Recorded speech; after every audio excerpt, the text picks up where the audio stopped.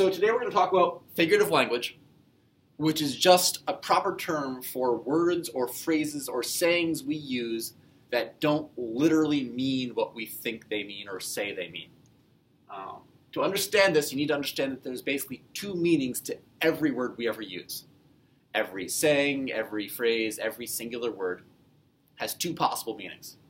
The one meaning is the denotation, or the definition, all right? Denotation is just the literal meaning of the word. So the sun is a star that happens to heat and light the earth. Water is a liquid formed of hydrogen and oxygen that is safe to drink. Literal meanings, all right, denotations.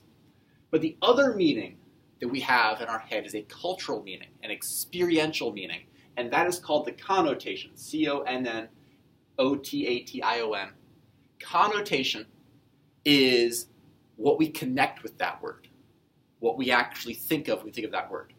So while the definition of sun is the star, the connotation of the sun are things like summer, or warmth, or sunburn, or, the corona around it, or brightness, or daytime, or, warm days in February like it was today. Connotations are all the connections we make with that word. And when we think of something, we think of a term, a word, we don't just think of the literal meaning of it, we usually also in our heads connect it with the connotations, all right? So figurative language is all about what connections we make with the words. Not the literal meaning, always, but the connections we can make to it. So there's a few different types of figurative language, okay? We have our similes, metaphors, our personification. We've got ourselves our onomatopoeia, our puns, our oxymorons, and we have ourselves our hyperbole and our idioms, which are almost the purest form of figurative language. So we'll start with the first section here. Simile, all right? A simile is a comparison. You think about the denotation of anything. Let's say a giraffe. A giraffe is a 10 to 12 foot tall creature that roams the African wilds, has a long neck, has fluffy, tufted horn things on top of its head, has a long, gangly walk, and eats lots of vegetables. Denotation, all right? But the connotation of giraffe includes things like, awkward, tall, fluffy, the patched skin perhaps, the African location, the warmth, the heat. All those things are connections, connotations with giraffe. So if you have a simile, you are going to compare something to that giraffe. So you're going to say something like, Mr. Damaris is a giraffe. That would actually be a metaphor. Take that, reverse it. If I was to say as I was tall as a giraffe, that would be a simile. All right? If you are as tall as a giraffe, you are comparing one trait, one aspect of that thing to the other thing. Or if I were to say that this lamp is as bright as the sun, all right? Not literally, but it's very bright. So you're comparing that one trait, that one aspect of the lamp to another object, the sun. So a simile is comparing things, okay? This compares one trait, okay? It compares one trait. And it clearly specifies which trait that is, okay? It's as tall as, it's as bright as, it's as slow as. One classic is, it's as slow as molasses running uphill in January.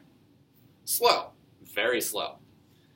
So similes compare one trait, and they use words such as like, as, or than, all right? You are small, like a mouse. You are as crazy as a fox. Or you are taller than a skyscraper. All right? Like, as, or than are comparisons with similes. Metaphors, on the other hand, are a direct statement saying that one thing is the other thing. Now, we know that Mr. Damaris is not, in fact, a literal giraffe. Although I am tall, I am gangly, I do have fluffy hair, and I do wander around like a giraffe, and I look really awkward trying to use water fountains. Just like a giraffe. Look it up. Giraffes drinking water. Metaphors, though, directly say that one thing is the other thing, okay? So they are saying that you are a giraffe.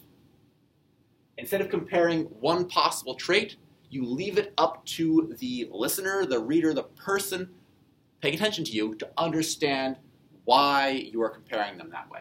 And they'll usually figure it out. For example, let's say that you don't like somebody. You think a person's rude, they're dirty, they have no manners, they are frankly not really good to look at either, and they have no real purpose in your life that you can see. You might call them a pig. Now in reality, of course, pigs are naturally pretty clean creatures if they're not wallowing in mud, and they have lots of good traits. No offense to pigs. But if you were to call somebody a pig, people in general would know that you mean that the person is either, rude or uncivilized or dirty or low in some way, all right? You're not saying that they're like a pig, you're saying that they are a pig. Or if you say that this test coming up is a real beast, all right? It's not an actual fanged monster coming to devour you, but it seems like one, and when you call the test a beast, people understand that you are using the connotations of the word beast to compare the test to such a ferocious animal. So a metaphor is a direct statement, okay, saying that one thing is the other thing. Personification is kind of like a metaphor, only adding a little extra level of comparison and a little more depth. Personification is when you give human traits to non-human things. Many times people compare non-human things to humans, giving us non-human traits. Personification takes that and flips it around. That's where you have things like trees dancing in the wind. Not literally dancing, but the way the wind flows, the trees sort of sway back and forth, and it looks like Mr. Damaris acting like one of those things you see out of a tire sales shop when it's sales season, and the blower is down below, and the arms keep going like this. Personification, okay? The trees dance in the wind. Or, it's a cloudy day, suddenly a break in the clouds, and the sun peeks through, all right? Literally no eyes on the sun that I'm aware of, all right? But the sun is peeking through the clouds, all right? Personification, giving human traits to non-human things. This is the first sort of chunk or style of figurative language. The next ones deal more with sounds. Rather than comparisons, they deal more with sounds of things. And the most basic one of all is onomatopoeia. Longest, funniest looking. Hardest to pronounce without knowing it. Onomatopoeia. Okay? This is a sound effect. This is a word that spells out its own sound.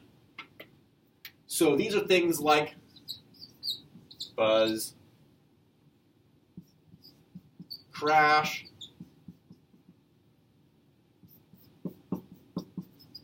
hiss. That was really weird looking, actually. Seeing the screen, kind of weird. But onomatopoeia are sound words. They make their own sounds, okay? Hiss, crash, buzz, boom, crack, thump. All those words are their own sound, which is simple and easy to understand. And when you spell them out, you recognize that people understand that the sound you're spelling is the sound it's making. Meow. Meow is onomatopoeia. Puns. Puns are usually used for jokes. And in fact, a pun is basically a play on words. It's figurative language used for humor. The idea behind it is you take two different words that have similar sounds, pronunciations, or one word with two different meanings, and you use it in a way that makes it funny. So if I were to say that my pet grizzly is becoming unbearable, bear, get it? Grizzlies are bears. It's a pun. Or the classic joke, I was going to ride my bike today, but I was too tired. Because there's two tires on a bike. Yeah. Puns, okay? Puns are plays on words. And they use the fact that words sound similar to make that effect. Finally, in the sound category, we have oxymorons, which are kind of like sounds, but not really. But they play upon the idea that certain words simply don't mean the same thing when literally used. For example, shrimp. Shrimp are tiny. In fact, shrimp means small in common connotation, all right? If someone is a shrimp, if something is shrimpy, small. But if you have jumbo shrimp, those are really big shrimp. Still tiny, but it's jumbo shrimp. It's a big idea combined with a little idea, and that makes it an oxymoron. So oxymoron is basically a pair of opposites together. Or if you're ever in a room and it gets super quiet, like super quiet, and everybody's like, this is so awkward. They don't want to talk or make noise because they're the one that breaks the silence, and it's like, what do you do? What do you do? And it becomes almost unbearable to have that much quiet happening. That's referred to often as a deafening silence. Deafening silence. Literally deafening is supposed to mean so loud that it's, hurting your ears. But this is something that's so quiet, it's hurting your ears almost. Deafening silence, okay?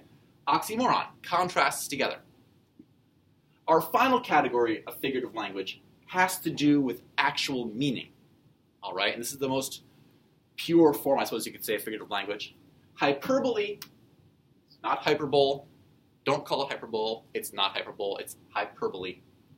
Emphasis is on the per.